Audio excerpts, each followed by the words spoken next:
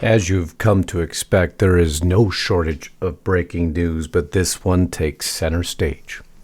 U.S. Department of Justice Edward R. Martin Jr., U.S. State's Attorney, sends a letter. February 3rd, 2025, just yesterday, breaking news in every way, shape, and form.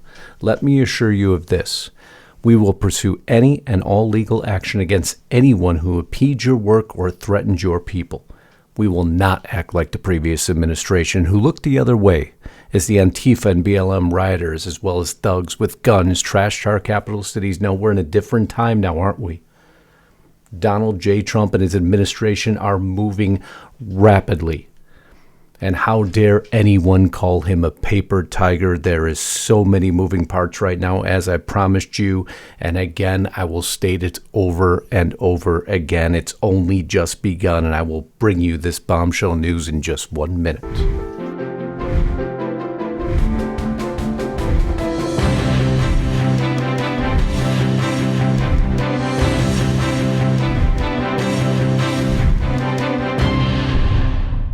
Donald J. Trump is assuring that getting rest is not an option anymore. And it actually plays into why he so far has been so successful.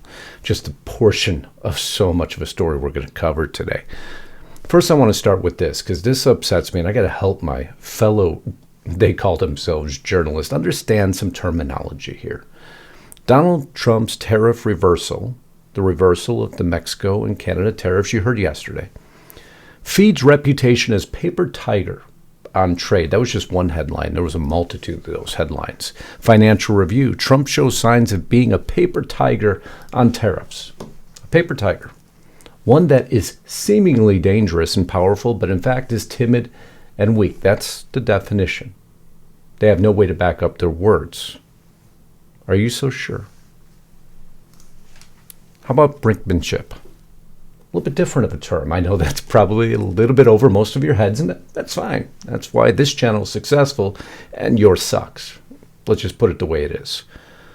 The practice, especially in international politics, of seeking advantage by creating the impression that one is willing and able to push a highly dangerous situation to the limit rather than concede. Doesn't that sound like a better definition for you? I mean, you guys could go ahead and take the definition and maybe retitle your articles as something a bit more accurate, because let's go through what happened. Justin Trudeau kneeling to President Trump, as was the intent. Canada is implementing our $1.3 billion border plan. 10,000 people to the front lines. We will stop the flow of fentanyl. Isn't that what Trump wanted? That's a paper tiger? No, it's not. He got what he wanted. They're locking down the borders. This is a very strategic maneuver, not only to secure the continental United States, but to assure that the drug epidemic we have here in the U.S. is curtailed once and for all. Because it's not only killing our citizens, it's killing those in Mexico, and it's killing Canadians. We have a mutual interest. Trump just had to push the envelope to make sure that interest was secured. But Trudeau's got many problems, because if he looked at his own surveys, business leaders want Canada to fight U.S. with tariffs. We'll go down in this article a little bit. After all the pomp and circumstance, we'll stop America. And you see half, 48% of Canadian companies plan to shift investments or production to the U.S. to serve the U.S. market and reduce cost in reaction to the tariffs. Paper tiger, huh? Now, this is called strategy.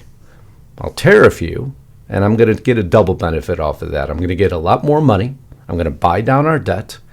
And those companies that want to come to the U.S. to provide us more jobs can determine to move on down here. We'll welcome you with open arms. Paper tiger, my ass. Okay, just a quick pause in the action, because I don't want to stop the back half of this. So if you think you're subscribed to the channel, double check. Make sure you still are. Make sure your bell is checked to all, so you're actually alerted to upcoming broadcasts. If you're new here, I hope you'll subscribe. Hope you love the detail, the depth of content we go into. As most of you know, I'm just a portion of RestrictedRepublic.com, our news channel. The other portion is my beautiful wife, Lisa Haven. If you haven't subscribed to her channel, I'll put a link above. for all of you to support us. For those that support me here on the membership platform, thank you so much. It's the only way this news keeps coming. I don't use advertisers or sponsors. I am beholden to my audience, and I wanted it to be that way. No one will control my message. But if you want more news and additionally want to support us and you have the means to do so, restrictedrepublic.com is our platform. Exclusive content, unfiltered, uncensored, no commercials, no interruptions. Me and Lisa work day and night to keep that platform full, and we'd love to have you there today.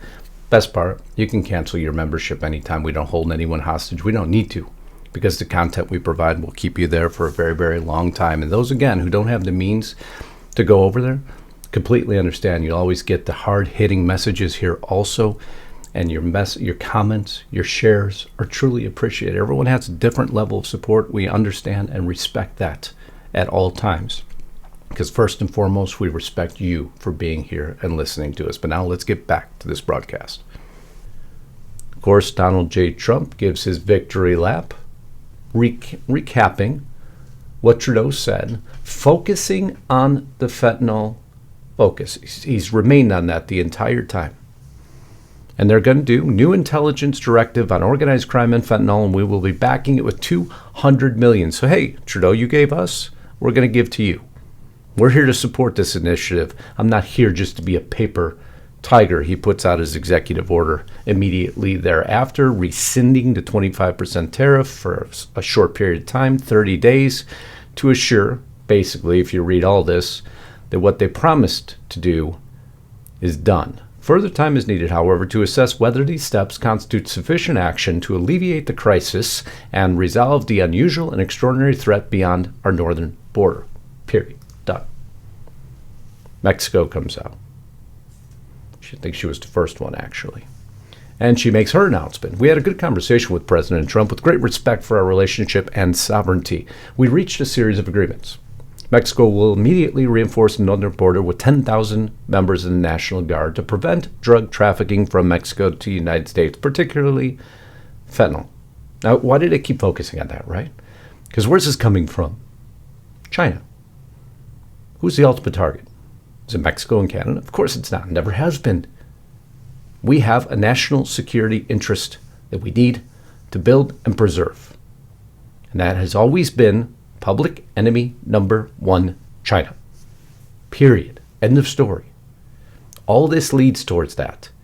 It's only just begun. I'll just keep putting the pieces together for you. This can seem at times very complex, but when you just take it and go up at 30,000 feet, you'll start to see it a little bit differently. The Belt and Road Initiative, Silk Road Initiative. I'm going to do it. I heard you yesterday. Bombshell video. Thank you so much for your support. All of those that you reached out with support, man, I really do appreciate that, because there's a big story here.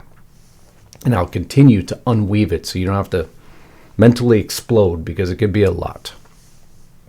So Donald J. Trump takes his victory lap again, as we would expect, and immediately executive action. Same nomenclature, same writing as he did under the Canadian policy. So we can go by that. Mexico immediately backed it up. Of course, you got to remember now, I'm putting 10,000 of my troops to the border of Mexico. How many of those troops are cartel members? Let's just call it what it is, right? So there's going to have to be action, and Trump knows that. That's why he's giving it a 30-day cooling-off period to assess if it's actually done. So, of course, she knows to immediately give him a victory. Ricardo Gonzalez Sacida, leader of the Mexican cartel Dornest, was arrested in Mexico. So she knows she has to put actual results for Donald J. Trump to buy in to pulling those tariffs back a little bit longer. Markets recovered. Everyone's happy. Not all Donald J. Trump did. Before we get to the arrests that are coming, I'm going to cover a portion of it. It's going to be a very, very long broadcast, so I'm going to keep it on point here at the first half of it, and then you want to join me. We're going to continue it on over Restricted Republic, because I got a lot to say, but out of respect for your time, we're going to do the first half first. Makes sense, right? A plan for establishing a United States sovereign wealth fund. There will be more to come out on this. This was an executive order yesterday. Not many people talking about it. Not many people understand what it is, and that's fine. It can be confusing. How do you have a sovereign wealth fund that's normally funded by your own government money going back to the people through investment funds, but we don't have any money to invest because we're in debt. Oh, wait, that's why Doge is there, right? To get us out of debt so we have money to reinvest. Or Trump could take these tariffs he's imposing and take that money and throw it right into a wealth fund. It goes back to we the people. That's how you fund new buildings and bridges rather than just adding tax to us. See, Trump's promised us, right? He's going to lower our taxes, potentially. Maybe remove some taxes, potentially. He's going to put tariffs on foreign countries, which he's done, rescinded a couple of them, not China's yet. And where's that money go? If you don't have taxes to fund infrastructure projects, you need it from some other fund, an investment fund, where you partake in other corporations' profits. Pretty black and white. He didn't give a whole lot of details because Scott Bessent will have to get involved in this. He's made a few comments on it, on how it all works, and don't read the mainstream headlines on this yet. I will give you the details as they're made available. But again, a good idea on its face. Depends on how it's executed and where that money's going. We've learned now through Doge that we didn't know where our money was going. Well, certain people knew where our money was going. But how are they outpacing the competition here? They're working harder. Fairly simple concept. Why do I get up at 3 a.m. to start this? Because I'm going to work harder than my competition. And because of that, our channels continue to grow. Because we're going to put in the time necessary. Because you deserve it. Doge is working 120 hours a week. Our bureaucratic opponents optimistically work 40 hours a week. And, by the way, they don't like working weekends. You know, we're going to puff our feathers, ruffle our feathers. We're going to look all good on camera, but really only Monday through Friday, please, because, you know, it's the weekend. Can't do much. I wish. I'm on the air every weekend. Very few in bureaucracy actually work the weekend, so it's like the opposing team just leaves the field for 2 days. Working the weekends is a superpower, and Elon Musk is right. He's outpacing the competition. Trump is non-stop work. He knows he had to have an overwhelming response to hold these folks at bay. USAID was the perfect example, the video yesterday, right? They outpaced him. Those maneuvers were made over the weekend. Come Monday, everybody's like, what happened? U.S. to again withdraw from the UN Human Rights Council. This is amazing. You see how many onslaughts he's throwing out there? They don't know where to turn right now. So what do they turn to? Well, I'm going to show you whining. So USAID, overnight, as I covered for you yesterday, poof, evaporated, at least in its old form. It's old form. Elon Musk shuts it down. Trump gave him authority. All this bantering about them trying to block over confidential information is BS. He has executive authority to do so. Executive authority to stop things like this. Through USAID over the past several years, these are some of the insane priorities that organization has been spending money on. $1.5 million to advance DEI in Serbia's workplaces, $70,000 for a production of a DEI musical in Ireland, $47,000 for a transgender opera in Colombia, $32,000 for a transgender comic book in Peru. I don't know about you, but as an American taxpayer, I don't want my dollars going towards this crap, and I know the American people don't either, and that's exactly what Elon Musk has been tasked by President Trump to do. Plain and simple, straight talk. See how easy this is? Black and white stuff.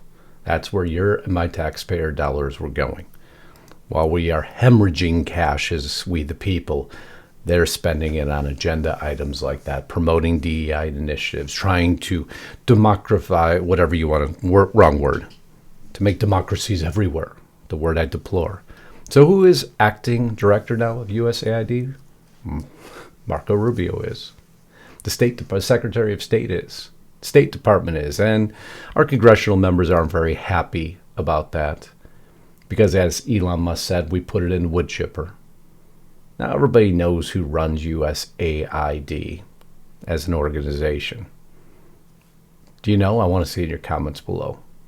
Who is it a front for? Who is people always rumored it's a front for? And based on the spending we're seeing, it makes a lot of sense. Go ahead in the comments. I want to see it below. See if you're right or wrong. Maybe you'll get a comment back. Promise. But what happened? The Democrats imploded. They have no plan. There's no initiative they provide here. There's no reasoning they provide here. Now, here's my least favorite person in the world. Y'all know that.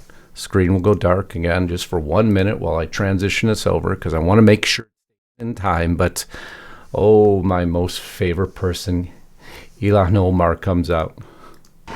It is really, really a sad day in America. We are witnessing a constitutional crisis. We talked about Trump wanting to be a dictator on day one, and here we are. This is what the beginning of dictatorship looks like. Wow, that's so original. I am so glad you gave that so much thought. Such deep thinking coming from the Democrats right now. Whining on the steps of the USAID office. Oh, my other favorite person. Of course, Jamie Raskin has to be there. I can't wait to hear his depth of knowledge and insight into this situation. Elon Musk, you didn't create USAID. The United States Congress did for the American people. And just like Elon Musk did not create USAID, he doesn't have the power to destroy it. And who's going to stop him? We are. We're going to stop him. With no plan. Don't worry that we're $37 trillion in debt. Yeah, you created that for we the people. Out of that list that was just given, though, I didn't hear any of that money going to we the people. I heard that money going overseas to invest in your initiatives that we the people just voted out of seniority because we said no more of those initiatives. But the best part about it, the literal best part about this whole thing was this clip here, that they locked them out of the building. USAID employees, so we wanted to learn firsthand what's happening. We were denied entry based on the order that they received from Elon Musk and Doge, which just goes to show that this was an illegal power grab by someone who contributed. I'm not even going to listen to Chris Van Olin. They locked us out. Boo-hoo. Get the hell out. Give me a break. You guys have been spending my money in many respects, I will say, against all initiatives that we the people believe in, but now you're going to complain you got locked out. Oh, poor baby. But that was the lighthearted portion. Now comes the troubling portion. Elon Musk has a very talented group of young individuals helping him to access critical information, of which many of these organizations are being extremely resilient against providing. But his team is far smarter. And they're gaining access, and they're finding the wasteful spending, and they're quantifying it at light speed. So the left, some of the left, rather than just whining, cross a line. Now, I blacked out the names because I don't dox people. You should not out people and put them in danger. And what you see blacked out there is a list of those people, the techies, the smart folks, on the ground, helping Elon Musk to get this information, to uncover for Donald J. Trump where the wasteful spending is. So what do? They dox them. They put their names out. You'd be surprised who did this, by the way. Here's a list of techies on the ground helping Musk gaining and using access to the U.S. Treasury payment system. Well, yeah. That's what they were tasked to do, to find the wasteful and illegal spending. So Elon Musk, defending his team, states you have committed a crime. But this goes as high as Wired. If you've been wondering what Elon Musk and his lackeys are up to since taking control of the U.S. government, look no further. Our latest story names 6 19 to 24-year-olds working with his Doge organization, which now has access to sensitive federal systems. In other words, they've cracked our code. They have a full access into everything we didn't want Donald J. Trump to see.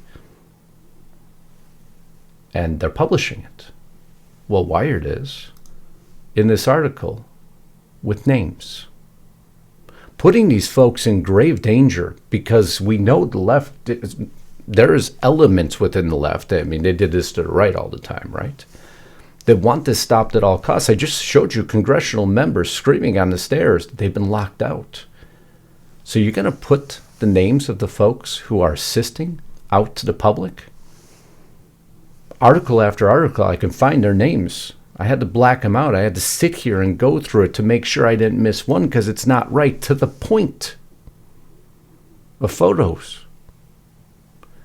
This is chemically pure resentment, goblin spirit of the left. I love that opening line. I'm going to go full screen so you can read this with me.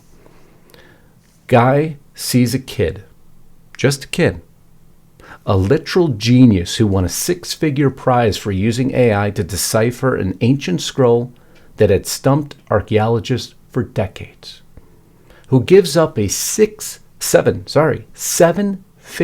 income. These are geniuses helping Musk.